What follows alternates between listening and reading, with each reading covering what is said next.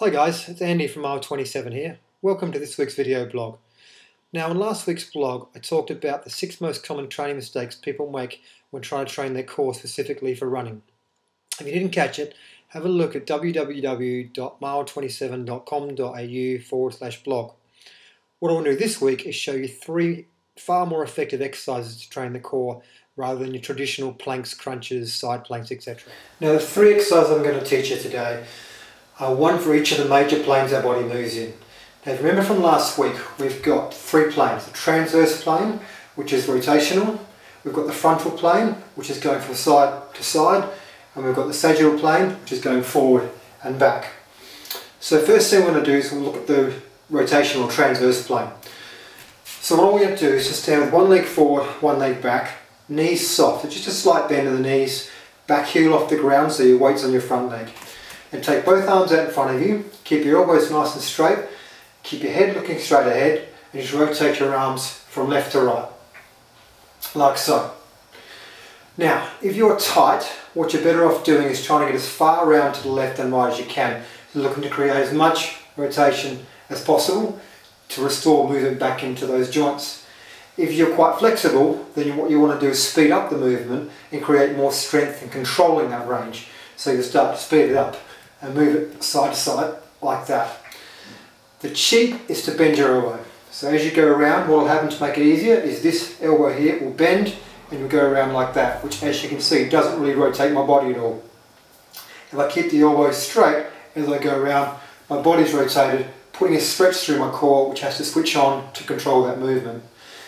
Now to make it a bit harder, you can add a weight. Now a really good way to do that at home is just to grab like a milk bottle or a Coke bottle or something, fill it full of water, give it a bit of resistance.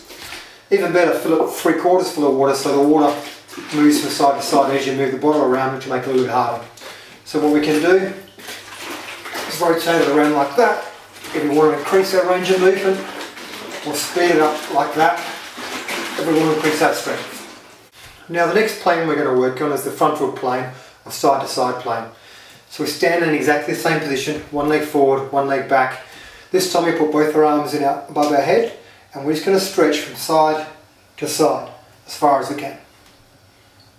Now the cheat will be either your arms will come forward and you'll start doing that, which isn't really bending the body and isn't really placing that load through the core, or your body will twist out and you'll rotate more rather than sideways bend. So just make sure you've got that sideways bend going left and right. And once again we can make it harder by taking our trusty milk bottle full of water and going side to side, like that. Now the last of the 3 is what we call the sagittal plane, which is forward and back. So this time we're going to stand with a slightly longer stride. We're going to bend the front knee a little bit more. We're going to take both our hands out in front of us and we're going to reach up behind our head. At the same time we're going to drop our body down a little bit. Now the reason for that is as we bend the knee and drop the body down, it helps protect the lower back a little bit and tries to get the extension from your upper back rather than from your lower back, which is going to switch on these core muscles. So the exercise looks like that. Really trying to reach up behind you as much as you can. And once again, we can do it with weight, like so. As I said, if you feel that in your lower back, either bend your knee more or put your foot up on a step. What that'll do, that'll help tilt your lower back backwards and allow your upper back to extend that way without your lower back jamming up that way, which is going to work your core muscles a lot more rather than jamming your lower back. So for those 3 exercises, a good way of doing it is doing around 15-20 reps for each of the 3, for the rotation, for the side to side and for the forward and back, and doing 2 or 3 sets of that. As you get better at it, you can increase the speed at which you do it at or increase the weight.